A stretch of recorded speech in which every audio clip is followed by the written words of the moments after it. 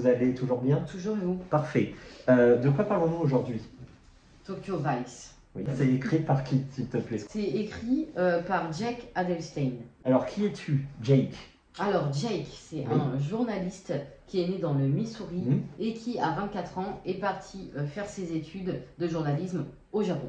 Oui, exactement. Voilà. Journaliste d'investigation. Est-ce que tu peux nous donner... Bon, celui-là, c'est son plus connu. Hein. Oui. C'est celui qui a pété les scores. Oui. Est-ce que tu peux nous en donner d'autres, s'il te plaît? Oui, J'ai vendu mon âme en Bitcoin. Drôle, hein? Oui. Le dernier des Yakuza. Oui, qui est la suite de Tokyo Vice. Voilà. Exactement. À savoir que ce roman-là va être produit en film. Et devine qui est l'acteur principal? Daniel Radcliffe. Oh, bravo. Oh, félicitations. Donc, le pitch, veux-tu ou puis-je? Allez, à toi l'honneur. En fait, c'est pas un roman du tout. C'est comme un roman noir précisément, sauf que ça va être une enquête journalistique, une plongée en sous-marin, du journalisme à la japonaise, où se mêle mafia, évidemment, on va rentrer dans le domaine des yakuza, prostitution, tout ce qui est lié à la mafia, un jeu d'argent, mais aussi entre gens avec la police, les autorités locales. Et on va avoir Jake, c'est carrément sa vie hein, qui est là. On va suivre le parcours initiatique de Jake, qui va être de bleu à 24 ans le plus total, qui va s'occuper des chiens écrasés et des chats bloqués dans l'arbre. Oui, il me semble qu'il en a marre de ne pas avoir le premier sujet, quoi. Exactement. Le buzz. C'est la course au scoop intégral. C'est-à-dire que le journalisme à la japonaise est vraiment... il n'y a aucun rapport avec notre journalisme. C'est vraiment là, surtout lui, dans le journalisme d'investigation, c'est vraiment la guerre au scoop et il mène des enquêtes. C'est-à-dire, on n'est pas chez BFM TV qui relaie des annonces France Presse où en fait c'est du copier-coller. Non, lui, il va enquêter, c'est vraiment en sous-marin. Voilà. Et d'ailleurs, ce roman-là s'ouvre sur une entrevue avec un yakuza, mais de premier ordre, qui lui dit clairement, si tu n'arrêtes pas, tu vas crever. Voilà. Mais vraiment, en Amérique, voilà. où c'est moi qui m'occupe de toi en fait. C'est vraiment en plus à la mode japonaise. C'est-à-dire que pas besoin d'être dans la démonstration. Non, c'est très policé, très calme, cérémonie du thé. Asseyez-vous, je vous en prie, vous arrêtez, sinon vous allez mourir. Voilà, toujours avec le sourire. Voilà, c'est ça. Donc, nous l'avons lu tous deux. Tes impressions, s'il te plaît. Il y a du dialogue, un peu, au début, et puis ça devient un peu long. L'histoire est bonne, mais ça prend son temps. Pas mal de détails dont on pourrait peut-être se passer, mais il y a beaucoup d'humour. Oui. Est-ce que ça fait une balance? Oui, ça fait une balance. Mais est-ce que par moment on s'ennuie un peu? Oui, parce que bon, une fois qu'on sait quelque chose, on n'a pas besoin de le savoir encore sur 5 et 6 pages.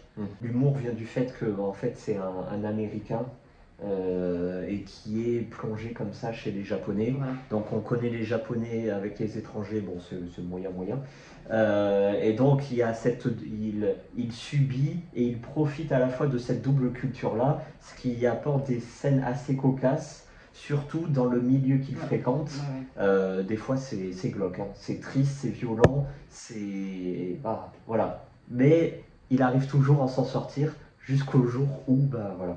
Bon, après la mafia, c'est la mafia, c'est les méchants, ils savent qu'ils sont intouchables, hein, donc ils en profitent. Jake, il lâche rien, à savoir que c'est sa vie, hein, c'est sa vraie vie romancée, et il va rien lâcher, coûte que coûte. Quitte à mettre son couple en péril, sa famille, il ne va rien lâcher, quoi. C'est son but et puis il va jusqu'au bout. Et toi, donc, qu'en as-tu pensé? Tu disais que il n'en démord pas jusqu'au jour où... il n'a pas de choix en fait. Couteau sous la gorge, allez, direction les États-Unis où là il va reprendre les choses en main. Voilà, on va pas trop en dire. Moi j'ai beaucoup aimé. Ça me fait penser à Gomorrah de Roberto Saviano. C'est la lutte contre la mafia par un journaliste. Saviano c'est en Italie, lui c'est au Japon. Savoir qu'il a bénéficié d'une protection policière, juridique, parce qu'arrivé à un moment, c'était vraiment choppy. Dans ce bouquin-là, c'est très très bien retranscrit. Et moi, j'ai pris beaucoup de plaisir à lire ça. On sent que c'est de la vraie vie.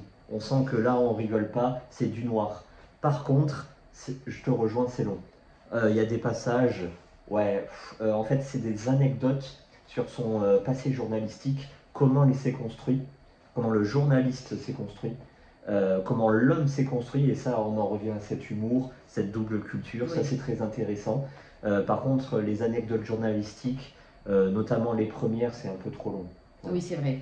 C'est vrai que c'est un peu trop long, ça fait qu'on avance doucement dans l'histoire. Et puis surtout, ça n'a rien à voir avec le journalisme qu'on connaît. Nous, on part avec des a priori. Il faut déconstruire tout ça pour bien se mettre dans sa place là et pour bien comprendre qu'un journaliste là-bas, en fait, c'est la voix de la justice presque. Ah oui. C'est la voix du peuple, de la justice. Presque la police se sert des journalistes pour mettre en avant les histoires. Journalistes et police travaillent dans la main pour arriver à conclure leurs affaires. Il en reste la mafia tentaculaire qui a tous les pouvoirs, qui a tous les réseaux, qui a les contacts à gauche, à droite. Et donc, est-ce qu'on peut faire vraiment quelque chose là-dedans? La réponse avec Tokyo Vice. Est-ce qu'on est quand même conquis? Oui. Oui. Ah oui, là on est dans la plongée Tokyo Heat, les quartiers chauds, Shibuya, machin truc chaud. Il y a plein de petits mots qu'on apprend, plein de petits trucs comme ça. Oui, le train de vie à la japonaise. Voilà, c'est ça, la culture en fait, tout simplement. Est-ce que tu le conseilles et si oui, à qui? Oh, je le conseille à tout le monde.